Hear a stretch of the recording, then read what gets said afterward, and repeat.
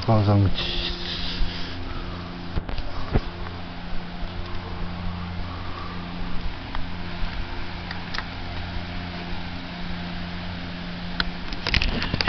So one of the gaps that we've been trying to deal with is line imaging, and I think it's important to recognize how important spatial organization is in anything. This is an image taken from a artist Canadian or early like organized things. In this case, he's organizing components of a firm branch.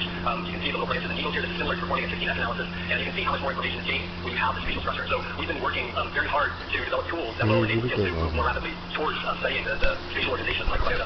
We've recently reported the software, Intelligent Micro, that will enable people to perform quantitative studies in imaging. We've also developed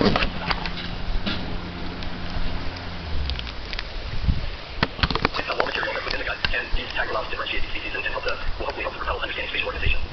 We're very interested in understanding the compatibility between our human genome and our microbiome. The fact that we have these two components of our biology, our human genome and our microbiome, with asymmetric plasticity over evolutionary time. And it leads to the possibility that when protected by selective forces, things like extreme dietary change as we move to a very low fiber diet in the industrialized world, or introduction of antibiotics, that we may end up with a microbiome that actually is very different than the one that our human genome come to expect, and one that perhaps shaped our human genome during our evolution.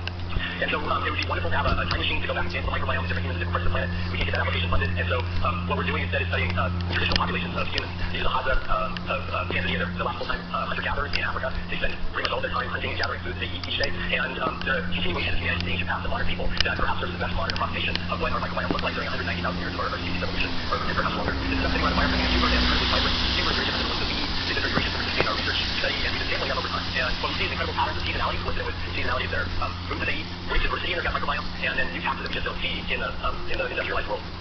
And so the wonderful former student who recently left Sam Smith, who not only generated this data, analyzed it all, brought together as much data as he could from different traditional industrialized populations, microbiomes, and put all of that onto one GeoWave button that's shown here. So each dot is an individual microbiome.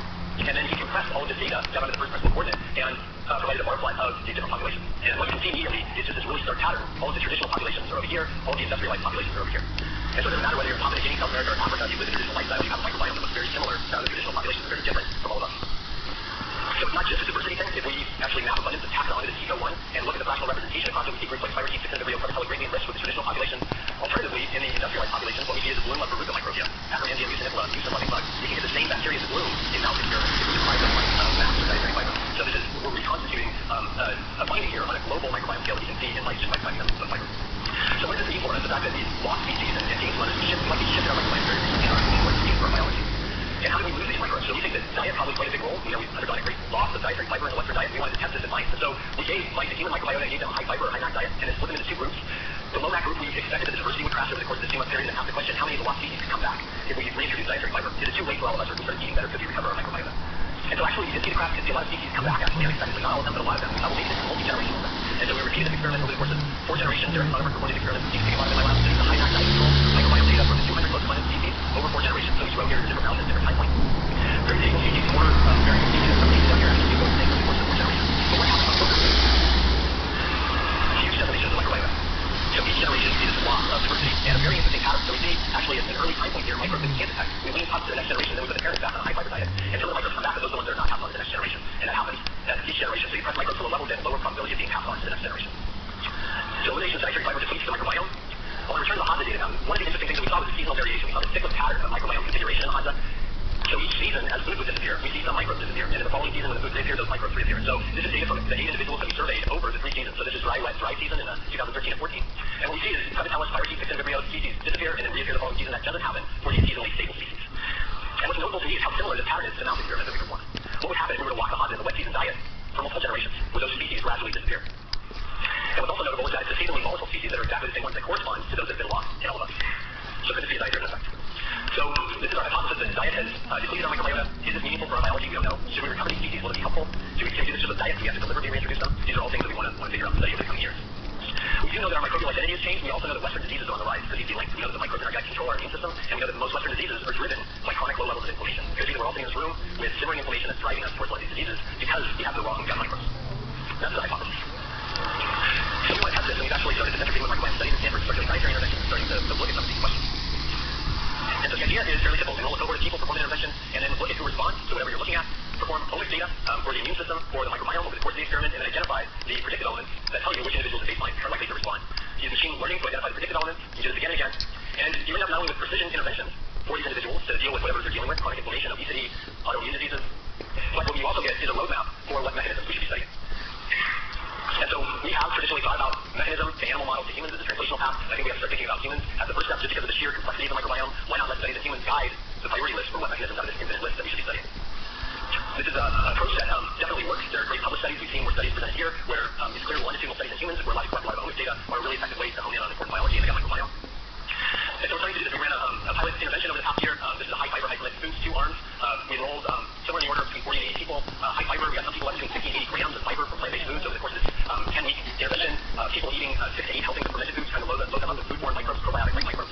And over the course of this, we're performing microbiome profiling at the time points. We're performing immune profiling using things like cytop, 370 different immune parameters to see if we can move the inflammatory status of the immune system. And also performing clinical behavioral cognitive tests along the way. This is a collaboration with Christopher Gardner, who's group performs the dietary interventions, and we're collaborating also with Mike Snyder, Mark Davis, Harry Doe, and several others at Stanford to look at different cohorts and use different technologies to monitor these cohorts longitudinally.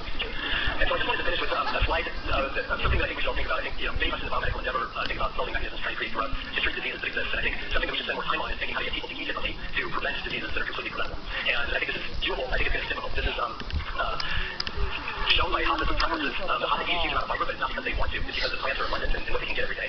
If you ask them what they prefer eating, it's meat and honey. Those are the 2 foods that they would eat all the time if they could. If you put them in a restaurant or a convenience store, they make the same bad decisions that we make. And so how do you get, and this is a beautiful picture here that shows a Hansa man holding a piece of honeycomb. He, had to get stung to do it closely here to get that honeycomb. So there was a cost to getting the sweet substance. They can't get meat every day. So it's a very different ecosystem that they live in. And the question arises, how do we get people to eat healthy in a free influence society? Policy, education, food technology, addressing the farm bill, things like this. I think these are things that our data should feed into and should be cross-fertilized by NIH. And just finally, I just want to acknowledge people that did the work. Sam Smith and Eric Sonnenberg did the ancestral microbiome work. Liz Stanley and Wes Whitaker did the synthetic biology and low bacteria.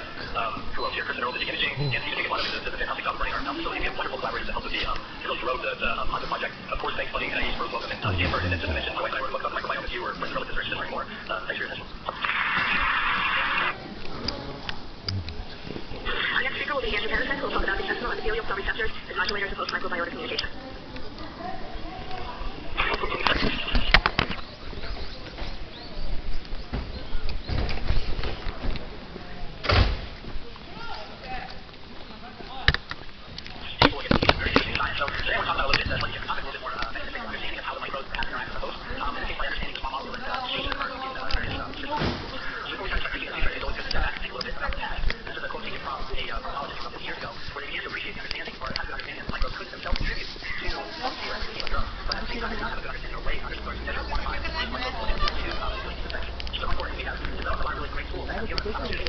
cô cây á, thì tôi lên